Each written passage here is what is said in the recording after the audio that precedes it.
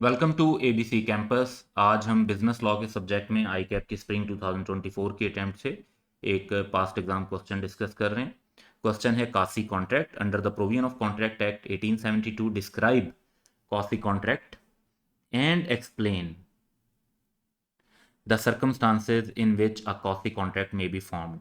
अब आपने पहले कॉसी कॉन्ट्रैक्ट को डिस्क्राइब करना है और फिर वो सर्कमस्टांसेज बताने, यानी कासी कॉन्ट्रैक्ट की जो फर्दर टाइप्स हैं उनको बताना है। तो ये आपके आंसर में चीज़ें होनी चाहिए।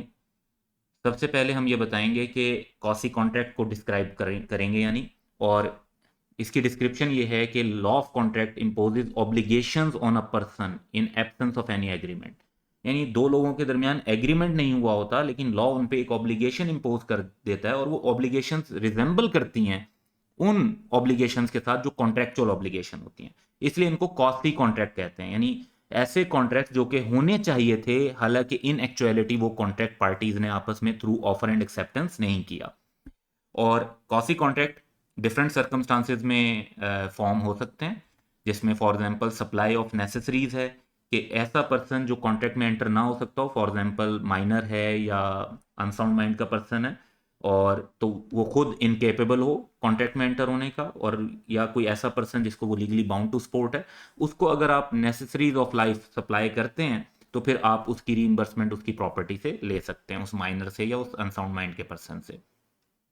नेक्स्ट है reimbursement of payment by interested person.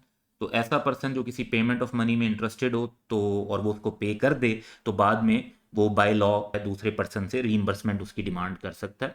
इसकी एग्जांपल्स हम टिपिकली जो मेन लेक्चर्स अगर आप इस टॉपिक पर देखेंगे तो वो मेन एग्जांपल ये है कि जैसे अगर एक टेनेंट जो है वो लैंडलॉर्ड का प्रॉपर्टी टैक्स पे कर देता है, ताकि क्योंकि उसका अपना इंटरेस्ट ये था कि प्रॉपर्टी को सील ना किया जाए, खाली ना करवाया जाए, तो वो बाद में लैंडलॉर्ड से वो वाले पैसे रिकवर कर सकता है। थर्ड है person enjoying benefit of non gratuitous act. अगर एक पर्सन दूसरे को किसी काम के लिए बुलाता है और वो उसको काम करके देता है जिसमें नॉन ग्रेटिशियस एक्ट था, यानी हेल्प करना मकसद नहीं था, मुफ्त में काम करना मकसद नहीं था, तो फिर उस चीज़ के पैसे देने पड़ेंगे।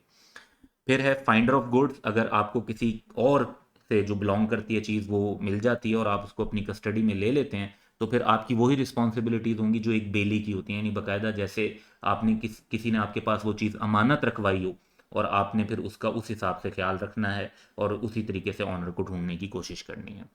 और अगर पेमेंट और डिलीवरी हो जाए, यानी पेमेंट ऑफ कैश या डिलीवरी ऑफ गुड्स हो जाए बाय मिस्टेक और अंडर कोर्जन, तो वो वाले पैसे भी वापस रिकवर किए जा सकते हैं। इसमें कोई पार्टीज के दरमियान ऑफर एंड एक्सेप्टेंस होना ज़रूरी नहीं है।